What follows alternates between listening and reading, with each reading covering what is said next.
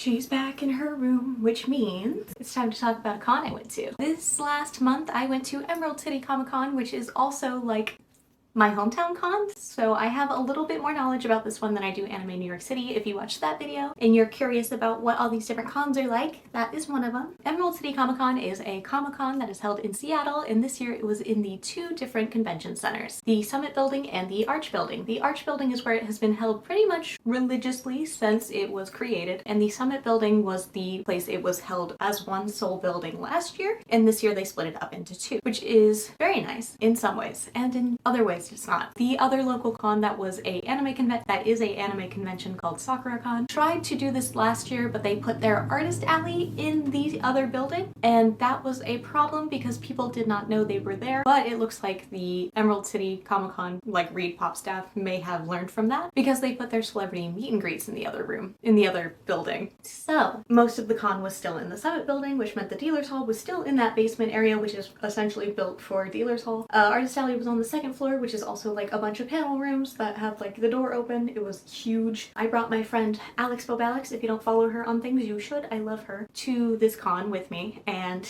I had told her before when we go to New York Comic Con we'd be walking around the areas that I was like, this artist alley is really small and it's very comic based, like comic artist based, which is fine. New York Comic Con is more commercial just in general, so when you go to like a dealer's hall at Emerald City Comic Con, you're not seeing the big booths, you're not seeing like the experiences that end up being in the showroom or the dealer's hall, the exhibitors hall of the New York Comic Con show floor, which is very commercialized, it's very company based. We don't have a Marvel stage, you know, those kinds of things. The artist alley is big, which might be why as a person I value artist alleys, because we have a very big artist alley. It is the length of that Summit Building, and Alex had realized like what I was saying all these years, like, hey, there are a lot of artists in this building. That's crazy. If you see that my bed's unmade, this is totally random. My cats like to tuck themselves in, so I don't make my bed. So now you know. I can't do it. I live at the will of the cats. And yeah, no, layout wise, I didn't mind it. It was super easy to find people as opposed to when I went to 𝙻𝙸𝙽𝙺, because that was, you were going to the different buildings for shopping reasons, as opposed to you are going to the other building to meet a celebrity. So it was easier to find your friends. I still wish that I mourn that park. The park was where people were taking pictures and such. I heard one of the years they had closed it. That was not a year I attended, so I am not sure. But you would be in the other building and people could go over there, but I didn't personally go over there unless like something like in my group was going to meet somebody. So getting pictures over there is kind of a hassle. I wish I had gone out there to actually like do it, but I also didn't bring my camera with me because Emerald City Comic Con the year prior was not something that I needed my camera for. Like my big professional photo taking my Canon that I am using right now. It's just bulky and I don't always feel like bringing it when there's not really photo things. Like I will bring it to Katsu, and I have brought it to 𝙻𝙸𝙽𝙺 because those I believe are more photo taking centric in my personal opinion, even though like I know that sounds really weird because they're in the same area, but it just was more of a inconvenience to go out that way. So everybody kind of stood in the very small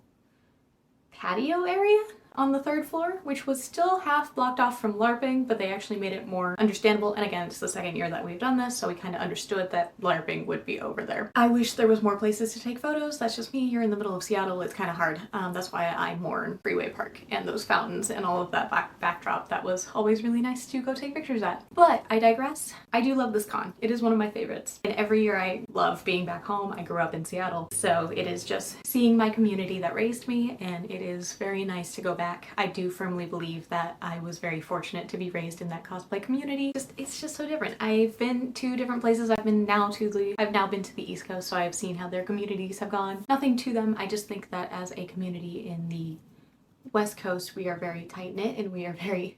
Alex was saying that people are very kind, and she wasn't used to it, and that was kind of disheartening to hear, but also very exciting that my like home was nice. Again, not to start fights, this is just how I have been told.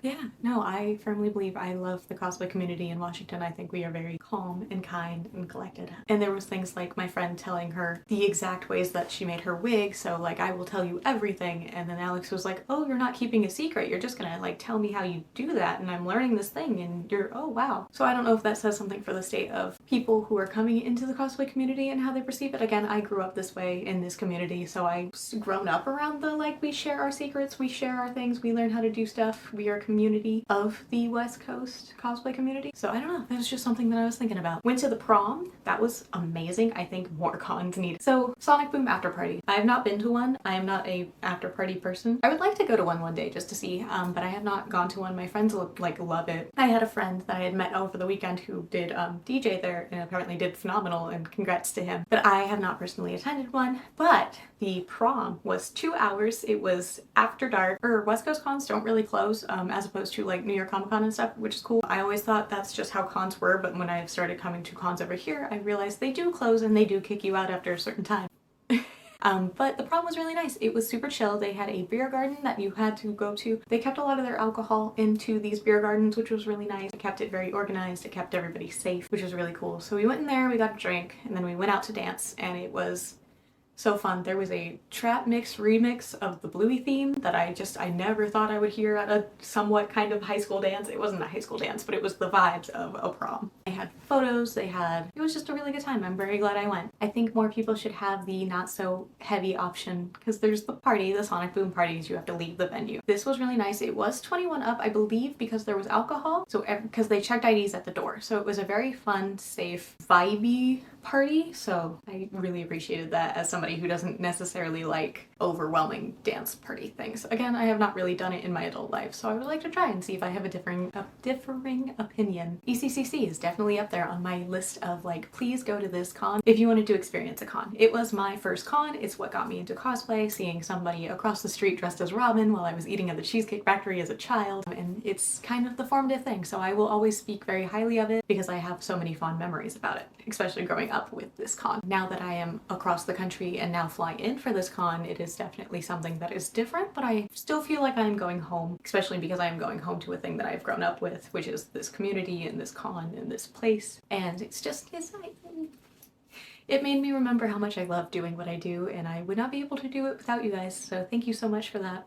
I know this is a very quick video. I am definitely trying to sit down. There's just some behind the scenes stuff that I need to get through, and I will definitely get you guys some more crafting stuff here soon. Until then, thank you for sticking around, and if you like this and you want to see more of me just talking about con, let me know and I will. Or events that I go to. I do a lot of events here in New York, which are fantastic. So if you guys had any of those questions, leave them in the comments below, and ideas or anything, just let me know. I do have a Patreon. I am trying to shift it. I used to do prints. I'm trying to shift it to do more video content. So it will be extra things like this before I upload them. They should be up there a couple days before, and behind the scenes stuff that I'm working on and all that good stuff. I should be posting more behind the scenes stuff of events that I go to, and I'm gonna try to do better. I want to get a new camera, like a tinier one that's just not my phone, because my phone keeps running out of space. Welcome to content creation. Maybe when I get that, I'll be able to more freely upload stuff to you guys. But until then, I will see you later, and bye-bye. Bye. Be sure to leave a like and subscribe and all those fun things, and I will see you next time. Or somewhere on the internet. You can find me on Instagram, TikTok, probably Snapchat here soon. All those spaces.